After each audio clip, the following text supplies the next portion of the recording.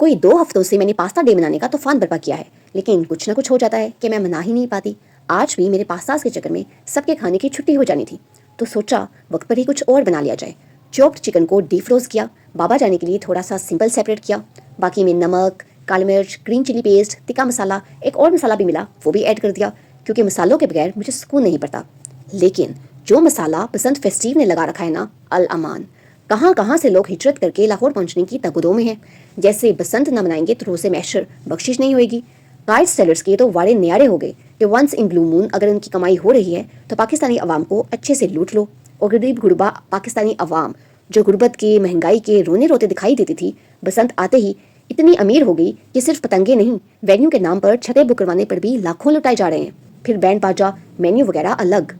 मुझे तो रह रहकर लाहौर के पंछियों पर तरस आ रहा है, जो आज़ादी से लाहौर की फिजाओं में चहचहाते थे, पंख फैलाकर उड़ान भरते थे। आजकल कहीं दुबक कर बैठे होंगे, क्योंकि बड़ी बड़ी पतंगे जो चील बनकर लाहौर की फिजाओं पर काबिज हैं। वैसे तो सच शुक्र कि मेरे शहर पर पाबंदी आयद है, वरना जो मेरा मीटर मस्जिद घूमता।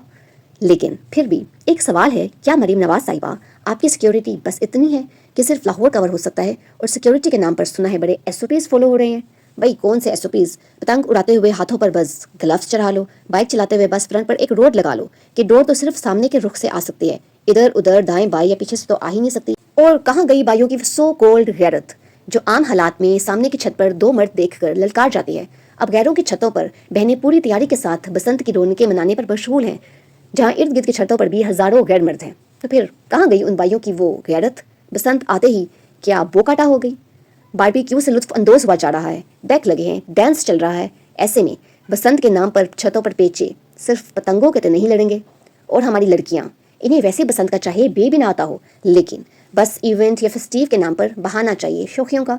ऊपर से हमारी CM साहिबा, उन्होंने तो बाकायदा ड्रेस कोड भी बता दिया है, तो फिर क्या था। पीले जोड़े देख देख कर मेरी आंखें हिरकान ज़दा हो गई हैं। सबसे ज़्यादा शौक तो मुझे बसंत जैसी खुराफात को हमारी सकाफत का सुनकर लगा है। मतलब यार, मैं इतनी पागल थी जो बिला वजह समझती रही कि हमारी सकाफत बहुत तहजीब याफ्ता, सुलझी हुई और हाय है, जबकि पता चला कि मैं ही बेखबर थी। हमारी सकाफत तो दर हकीकत इतनी गिरी हुई है। अच्छे खासे जो लोग लगा करते थे बसंत के नाम पर सब सठिया से गए हैं। समझ नहीं आ रहा दूसरों पर दुख करूं कि अपनी सोच पर मलामत। खैर, रही सही कसर छुट्टियों ने पूरी की। कोविड में हमारे इंस्टीट्यूट ने कभी पेपर्स डिले नहीं किए, जंग के दिनों में ऑफिस वालों ने कभी ऑफ नहीं दिया। फिर ये बसंत क्या सब पर हावी हो गई कि स्टूडेंट्स के पेपर्स डिले हो गए, पूरे पंजाब में आम तातीलात हो गई। बस हो गई यार, इससे ज़्यादा मैं इस पर बात करना नहीं चाहती। अब कोई मुझे आकर ये नहीं कहे कि आपको इतनी तनकीद करने का कोई हक नहीं था। तो भाई, अगर आपको बसंत मनाने का पूरा पूरा हक हासिल था, तो क्या हमें दिल की ब्रास निकालने का थोड़ा भी हक हासिल नहीं? खैर, हम वापस अपनी बर्गर प्रिपरेशन पर आते हैं। मैं यहाँ बंस यूज़ कर रही हूँ। इनका साइज़ देखकर लगता है हाफ हाफ से गुजारा हो जाएगा, तो 3 काफ़ी रहेंगे। प्लेन सिर्फ 2 ही थे, तो तीसरा मैं फ्रूट बन यूज़ कर रही हूँ। तो ये फ्रूट बन है, कहीं फंगस मत समझ लेना। इतने सॉफ्ट हैं कि इनकी कटिंग भी कोई आसान नहीं। उतले पुतले सारे काम हो गए हैं, तो चलो मेन टास्क स्टार्ट करते हैं। स्टोव ऑन करो, पैन पकड़ो, घी डालो, गर्म होने का वेट करो और डाल दो अनियंस। वैसे अनियंस को गोल गोल काटना था, लेकिन मैं भूल गई। खैर, ना भी भूलती तो मैंने स्पैचुला से इनको हिला हिला कर इनका बेड़ा गर्क करके ऐसा ही हाल कर देना था।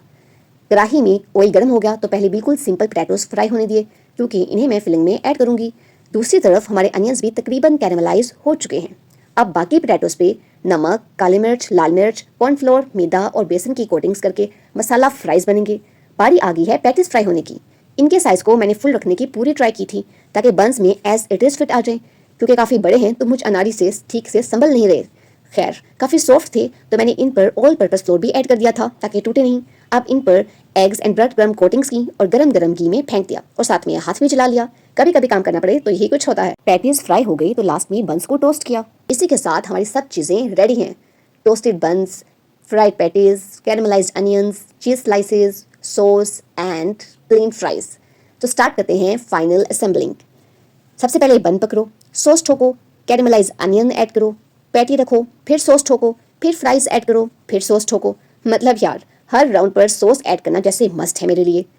फिर चीज़ स्लाइस ऐड करो और इसी के साथ में हमारा फिले बर्गर या चीज़ पैटी बर्गर जो भी कहो इज़ रेडी। मैंने सोचा जब फ्रूट बन पकड़ ही लिया है तो क्यों ना इसके साथ एक और तजर्बा हो जाए, क्योंकि बाबा जानी तो वैसे भी सॉस ऐड नहीं करवाते, तो क्यों ना थोड़ी सी जैम ऐड कर दी जाए। बाद में वही पैटी रखो, फ्राइज ऐड करो और हमारा ये फ्रूट बन पैटी बर्गर भी रेडी हो चुका है। So this is the final look of our whole platter. Our patty burger, masala fries, जिसके ऊपर से बाद में भी थोड़ा और मसाला थ्रो किया, एंड सॉफ्ट ड्रिंक।